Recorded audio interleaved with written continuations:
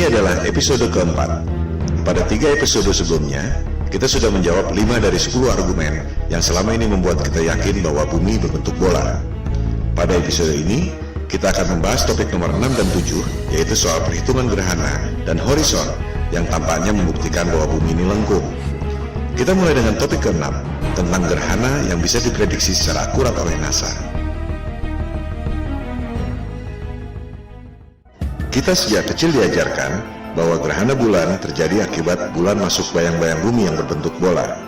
Suatu hal yang tak mungkin terjadi jika buminya datar. Gerhana bahkan bisa diprediksi dengan sangat akurat oleh NASA sampai ke hitungan jam dan menit kapan terjadinya. Tentu Anda berasumsi bahwa NASA menghitung rotasi orbit bulan dan orbit bumi mengelilingi matahari sehingga dapat secara tepat memprediksi kapan bulan masuk bayang-bayang bumi. Betul? Salah. Salah besar. Mari kita buktikan. Kita cek situs NASA bagaimana sebenarnya mereka memprediksi gerhana. Kita lihat, di situs resminya, NASA bisa menghitung gerhana secara akurat dengan menggunakan siklus Saros. Apakah itu? Siklus Saros adalah metode penghitungan yang dibuat oleh kaum Babilonia kuno atau sekarang Irak ribuan tahun yang lalu. Astronom Babilonia kuno mengamati bahwa gerhana adalah peristiwa rutin, sama seperti terjadinya siang dan malam. Mereka menghitung dari gerhana yang satu ke gerhana yang lain sehingga menemukan siklusnya yang disebut siklus Saros. Menurut pengamatan astronom Babilonia kuno itu, gerhana bulan terjadi dalam siklus 18 tahun, 11 hari, dan 8 jam. Siklus ini juga berlaku untuk gerhana matahari. Berdasarkan kalender Saros itu, NASA dapat memprediksi gerhana selama 150 tahun, dari tahun 1901 sampai tahun 2045. Kemudian NASA membuat animasi gerhana, seolah-olah prediksi itu dibuat dengan menghitung pergerakan bumi dan bulan mengelilingi matahari. Padahal sebenarnya mereka menggunakan siklus Saros bangsa Babilonia yang tak ada hubungannya dengan bentuk bumi. Mau buminya kotak kek, segitiga kek, tetap saja gerhana bulan terjadi dan kalendernya seperti itu. Bangsa Babilonia kuno sendiri membuat siklus Saros yang akurat itu karena menggunakan asumsi bahwa matahari dan bulan mengelilingi bumi alias geosentrik. Pertanyaan yang sangat penting adalah, mengapa NASA yang memiliki budget 256 triliun rupiah per tahun mampu menggaji profesor-profesor dan doktor-doktor manapun di dunia yang sangat pandai astronomi, geologi, matematika, animasi komputer tidak menghitung prediksi gerhana melalui pergerakan bumi mengelilingi matahari, melainkan menggunakan siklus Saros yang dibuat oleh bangsa Babilonia kuno ribuan tahun yang lalu. Kita akan menjawab pertanyaan ini nanti, karena ini semua disebabkan oleh asumsi dasarnya. Dikatakan bahwa jarak bulan dan bumi adalah 384.400 km. Anda pasti berpikir bahwa itu diukur atau dihitung oleh sains modern. Padahal, jarak bulan dan bumi dihitung oleh ilmuwan Yunani kuno, Aristarchus of Samos, 2300 tahun yang lalu.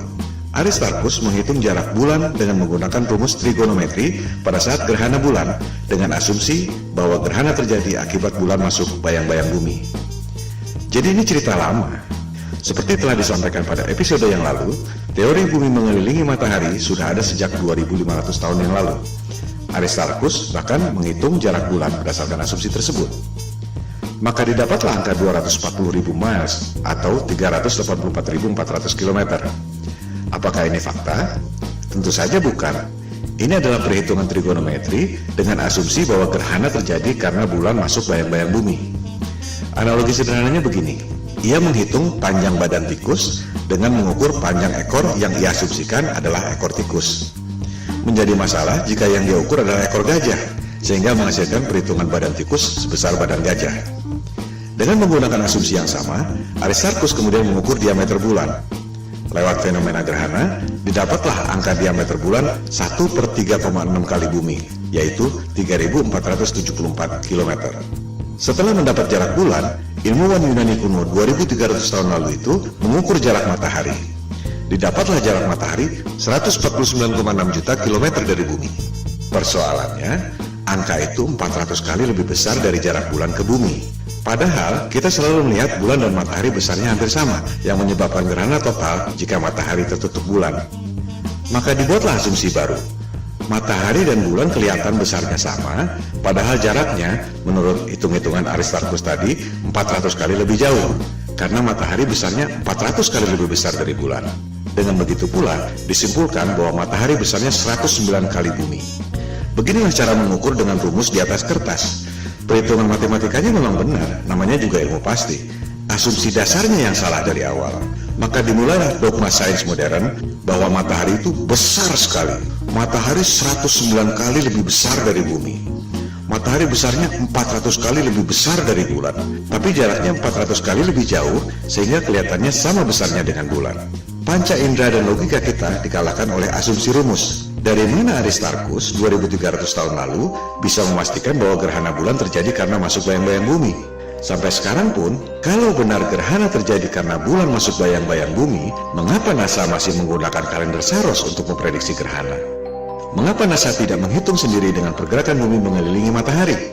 Jawabannya sederhana, karena memang hitungan itu salah semua akibat asumsi dasarnya yang salah. Gerhana tak akan pernah bisa diprediksi jika menggunakan angka-angka itu. Berbeda dengan cara memahami alam lewat hitungan rumus di atas kertas, observasi alam secara langsung menunjukkan hal yang sebaliknya. Matahari begitu dekat di atas awan, bukan 150 juta kilometer seperti yang mereka katakan. Matahari tidak begitu besar, bisa Anda lihat dari pantulannya di awan itu.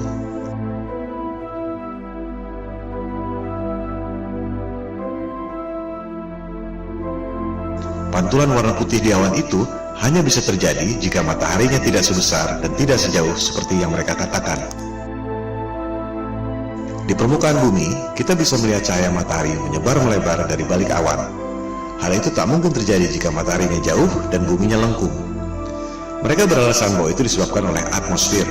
Padahal, jika buminya lengkung, atmosfernya cembung, dan cahayanya bukan melebar seperti itu, tapi justru mengerucut. Kita bisa buktikan sendiri fenomena ini dengan menggunakan karton yang dilubangi mengikuti pola awan tersebut. Jika mataharinya jauh seperti yang mereka katakan, terbukti bahwa sinarnya tidak melebar. Kita bisa lihat sinar mataharinya paralel. Karton yang sama, jika sumber sinarnya dekat, seperti lampu misalnya, terbukti sinarnya melebar. Ini adalah bukti yang tak terbantahkan bahwa fenomena sinar dari awan itu menunjukkan bahwa mataharinya dekat dan lokal.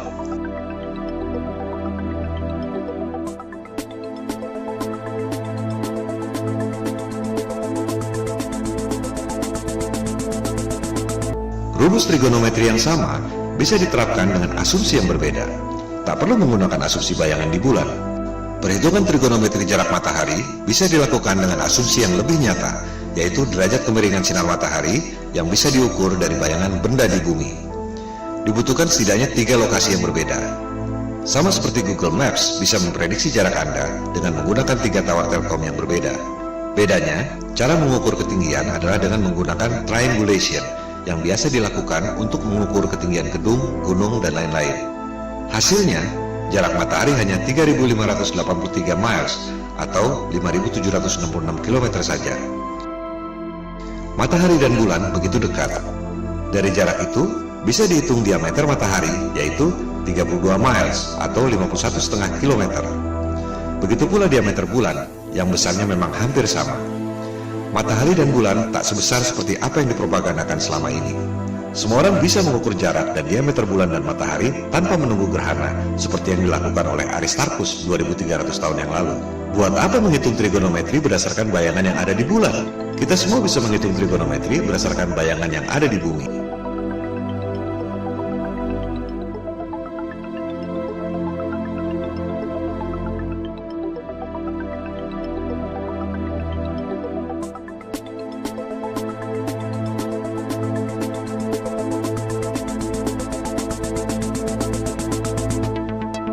Permasalahan dari angka-angka sains modern ada pada asumsi dasarnya, bahwa sinar bulan adalah pantulan dari sinar matahari dan gerhana terjadi akibat bulan masuk bayang-bayang bumi. Itu adalah teori, bukan fakta. Bulan punya sinar sendiri yang sifatnya berbeda dengan sinar matahari. Faktanya, efek sinar bulan terhadap hewan dan tumbuhan berbeda dengan efek sinar matahari. Sinar matahari panas, sinar bulan justru dingin. Matahari dan bulan adalah simbol keseimbangan alam, yin dan yang. Seiring dengan bangkitnya kesadaran flat earth, banyak orang mengukur temperatur sinar bulan. Caranya mudah, dengan menempatkan 2 buah termometer. Yang satu di tempat yang kena sinar bulan, yang satu lagi ditempatkan di dekatnya, tapi tak terkena sinar bulan. Hasilnya sangat jelas. Bidang yang terkena sinar bulan, temperaturnya lebih dingin dari yang tidak terkena sinar bulan. Ini tak mungkin terjadi jika sinar bulan yang dingin adalah pantulan dari sinar matahari yang panas. Karena sinar bulan bukan pantulan dari sinar matahari, maka gerhana bukan disebabkan oleh bayangan bumi.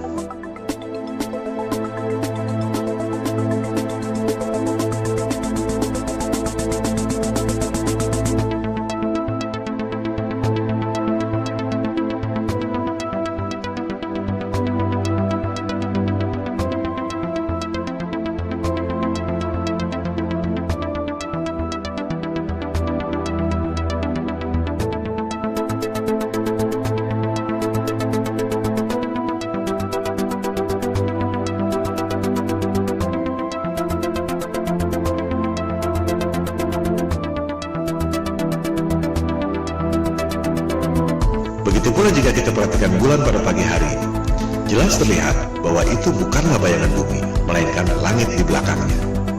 Bagaimana mungkin bayangan bumi bisa berwarna biru langit seperti itu?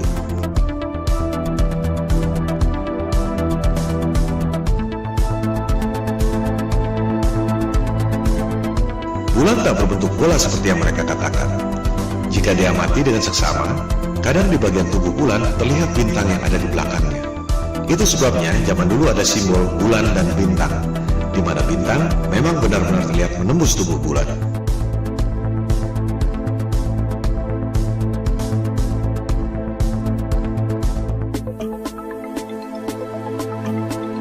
Seperti telah dibahas pada episode sebelumnya, asumsi di atas asumsi. Jika asumsi dasarnya salah, maka semuanya runtuh. Sinar bulan bukan pantulan sinar matahari. Maka, gerhana bukan akibat bayang-bayang bumi. Akibatnya, asumsi trigonometri jarak dan diameter bulan menjadi salah. Konsekuensinya, perhitungan jarak dan diameter matahari menjadi salah pula. Akibatnya, seluruh perhitungan alam semesta menjadi salah, dan seluruh kosmologi sains modern menjadi runtuh.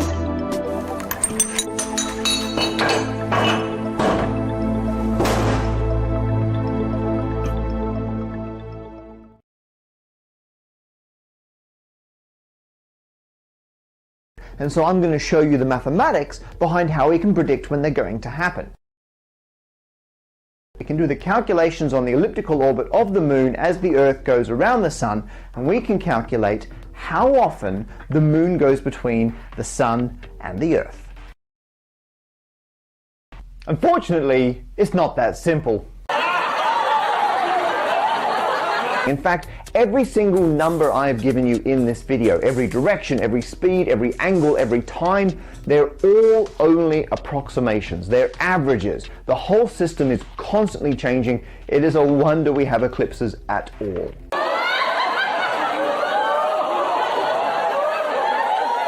What this means is we can't make any meaningful, proper, long-term predictions about solar eclipses.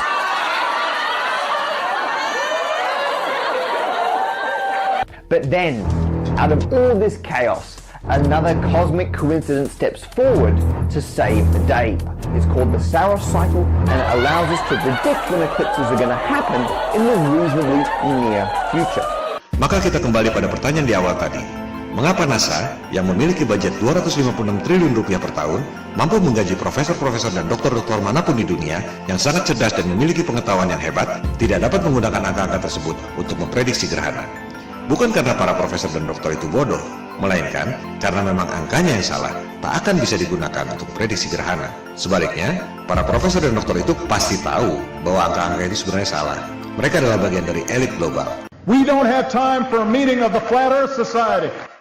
Dengan demikian, kita simpulkan topik nomor 6 ini, persepsi bahwa prediksi gerhana NASA merupakan bukti bahwa bumi ini berbentuk bola dan mengelilingi matahari adalah salah besar. Pertama, terbukti NASA menggunakan siklus Saros yang dibuat oleh bangsa Babilonia kuno yang tak ada hubungannya dengan bentuk bumi. Kedua, NASA mempropagandakan berbagai animasi tentang terjadinya gerhana tanpa skala dan perhitungan untuk mengelabui umat manusia sedunia, seolah-olah gerhana terjadi akibat pergerakan orbit bumi dan bulan. Ketiga, ketidakmampuan NASA untuk memprediksi gerhana lewat angka-angka propaganda dan dogmatik sains itu justru menunjukkan bahwa angka-angka tersebut sebenarnya salah.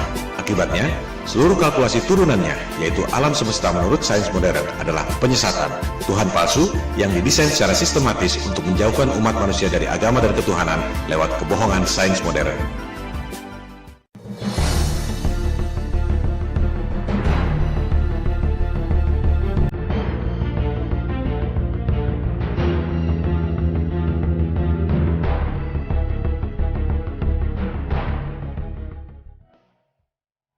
Kita sejak kecil diajarkan di sekolah bahwa fenomena kapal di horizon laut membuktikan bahwa bumi ini lengkung.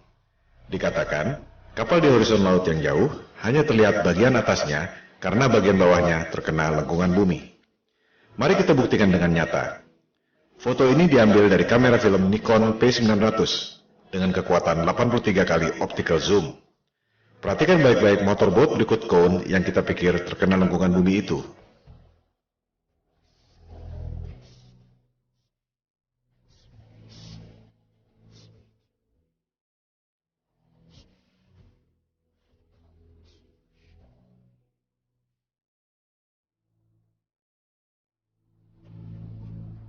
Contoh lain lagi, fishing boat yang bukan hanya bagian bawahnya, tapi bisa dibilang seluruh kapalnya tidak kelihatan di horizon laut. Perhatikan baik-baik.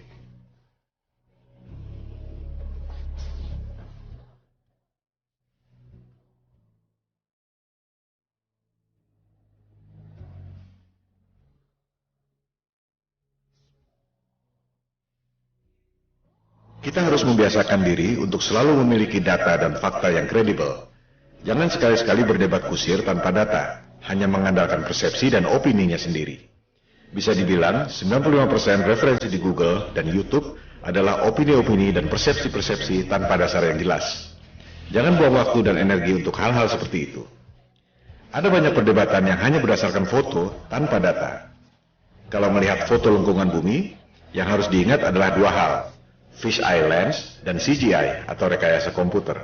Fish eye lens membuat semua foto dan rekaman tanpa lengkung. Hal ini memang diperlukan untuk wide angle, apalagi jika kameranya kecil. Hal kedua adalah foto CGI atau rekayasa komputer. Tak semua orang bisa membedakan antara asli dengan CGI. Orang sering bicara soal horizon dan lengkungan bumi tanpa tahu angkanya. Jadinya hanya debat kusir yang tak bermutu. Lengkungan bumi bisa dihitung dengan menggunakan rumus Pitagoras. Kesimpulannya, dengan asumsi panjang jari-jari bumi 6.371 km, lengkungan bumi seharusnya 8 inci per mile. Setelah memahami data ini, baru kita bisa melakukan verifikasi dan observasi. Eksperimen terkenal soal pengujian lengkungan bumi dilakukan di Bedford, Inggris. Kanal Bedford ini lurus dan tak terganggu pandangannya sepanjang 6 miles atau sekitar 9,7 km. Mereka melakukan percobaan untuk membuktikan apakah air kanal tersebut datar atau lengkung. Kalau benar lengkung, sesuai tabel lengkungan bumi, dari jarak 9,7 km harusnya lengkung 16 feet atau 4,8 meter.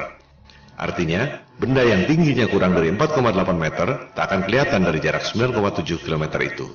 Maka dilakukanlah percobaan. Diberangkatkan sebuah perahu sejauh 9,7 km di kanal Bedford. Ternyata, seluruh kapal dan benderanya masih kelihatan pada jarak 9,7 km itu. Padahal, jika buminya lengkung, mestinya sudut pandang kita akan melenceng di ketinggian 4,8 meter, sehingga kapal dan layarnya tidak kelihatan. Percobaan lain bisa dilakukan dengan menggunakan sinar laser. Kita ketahui bahwa sinar laser dapat menempuh jarak sampai 20 km. Orang pun melakukan percobaan sinar laser pada jarak 4 miles atau 6,4 km. Berdasarkan tabel lengkungan bumi, seharusnya pada jarak 6,4 km, buminya lengkung 3,2 meter. Maka ditembakkanlah sinar laser sejauh 6,4 km. Seharusnya sinar laser itu melenceng 3,2 meter karena lengkungan bumi. Ternyata tidak. Sinar laser itu tidak melenceng. Artinya, buminya datar dan tidak lengkung. Hal lain yang perlu diperhatikan dalam mengobservasi horizon adalah soal perspektif. Dari kacamata kita sebagai observer, seharusnya benda akan mengerucut sesuai ketinggian sudut pandang kita. Contohnya ini, benda-benda ini sebenarnya lurus, ketinggiannya sama, tapi tampak mengecil sesuai ketinggian sudut pandang kita. Berikut adalah beberapa contoh bahwa bagian bawah objek tampak menghilang di kejauhan akibat perspektif, bukan akibat lengkungan bumi.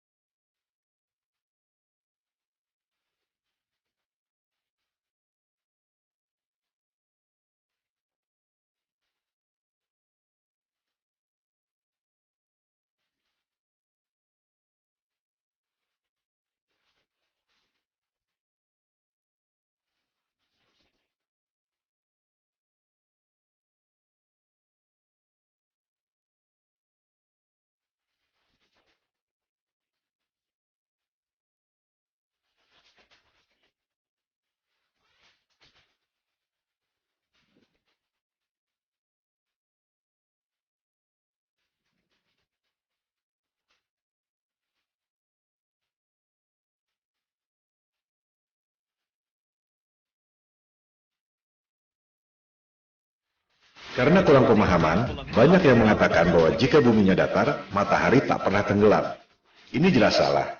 Matahari terbit dan terbenam adalah karena perspektif, bukan karena bumi lengkung.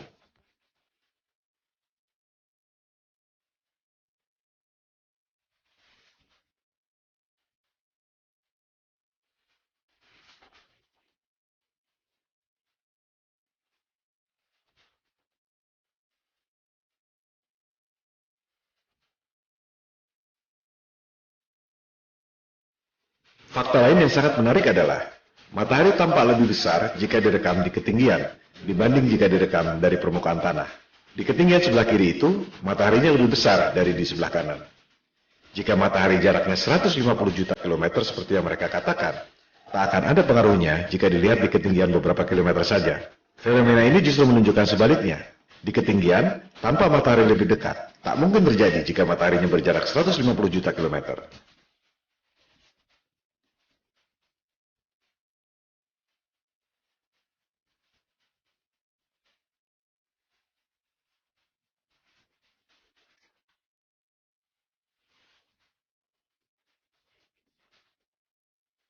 Ketika matahari terbenam, terlihat sinarnya mengikuti hilangnya perspektif matahari. Ini menandakan sinar matahari bersifat lokal. Kalau jaraknya 150 juta kilometer, sinarnya tak akan menghilang secara lokal seperti itu, tapi rata di seluruh horizon bumi. Kita bandingkan dengan lampu-lampu kota. Ini adalah cahaya lokal di kota Las Vegas. Kita lihat ada dua cahaya dari dua kota. Kita bandingkan dengan fenomena sinar matahari ketika terbenam tadi. Sama persis, sinarnya bersifat lokal.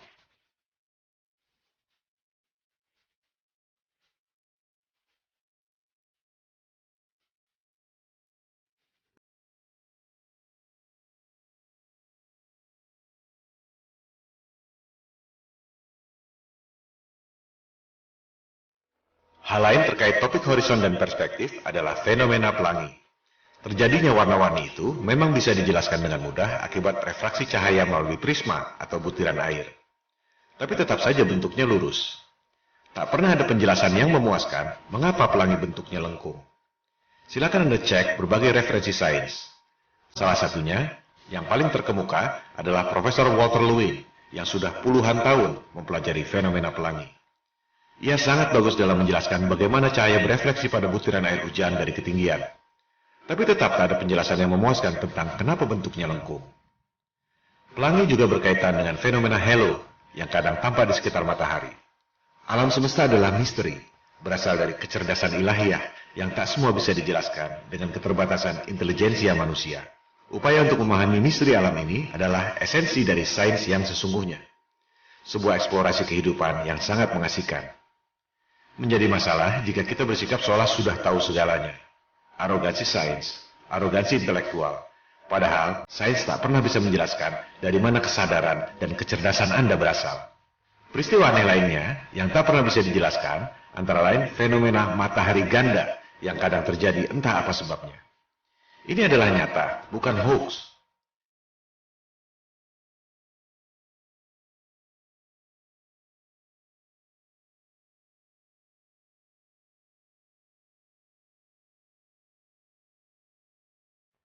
Jika kita tidak tahu, kita harus bilang bahwa kita tidak tahu. Dan kita melakukan riset dan eksplorasi untuk memahaminya. Demikian halnya dengan pelangi dan halo. Apa yang membuat pelangi melengkung? Apa yang membuat fenomena halo? Satu hal yang pasti, kita bisa membuat pelangi sendiri dari bidang air yang memang benar-benar lengkung. Kalangan Flat Earth memandang pelangi dan halo sebagai refleksi dari kubah celestial atau the firmament dalam kitab Taurat terjemahan King James, atau yang disebut sebagai langit 7 lapis dalam Al-Quran.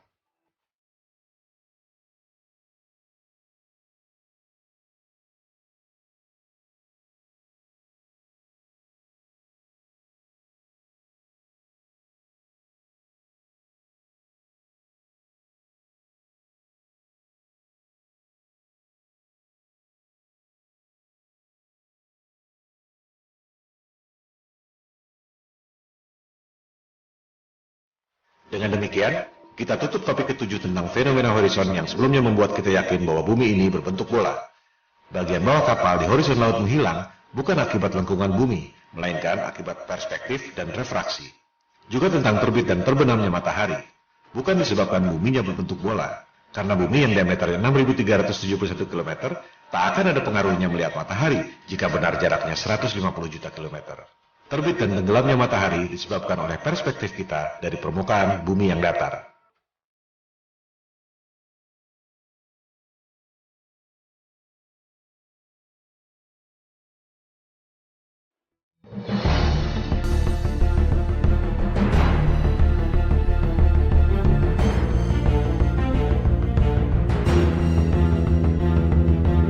Episode kelima membahas tentang bagaimana penerbangan dari barat ke timur akan kembali tiba di barat. Juga dibahas bagaimana USGS, lembaga survei geologi paling kredibel di dunia, membuat peta bumi bola berdasarkan peta bumi datar dengan menggunakan rumus matematika yang dibuat oleh Al-Biruni, cendekiawan muslim 1000 tahun lalu.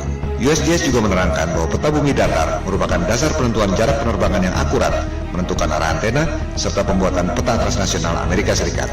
Episode kelima juga membahas tentang rahasia Antartika, tembok es yang mengelilingi bumi datar. Elit global merahasiakan hal ini dari Anda lewat perjanjian Antarctic Treaty 1959. Tak ada lagi orang yang boleh pergi ke Antartika yang dijaga ketat oleh pasukan gabungan Amerika Serikat dan Rusia.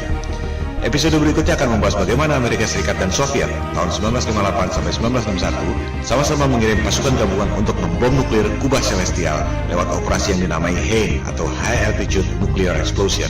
Upaya menghancurkan kubah celestial dengan bom nuklir secara besar-besaran terakhir dilakukan tahun 1962 atas perintah Presiden Kennedy lewat operasi dengan nama sandi Operation Fishbowl. Kekuatannya 1.600 kali dari bom atom yang dijatuhkan di Nagasaki dan Hiroshima. Anda tak akan pernah melihat hal seperti ini lagi dalam hidup Anda. Pemboman nuklir yang dilakukan selama 4 tahun itu tak berhasil menembus kubah celestial. Tak ada orang yang bisa pergi ke angkasa luar.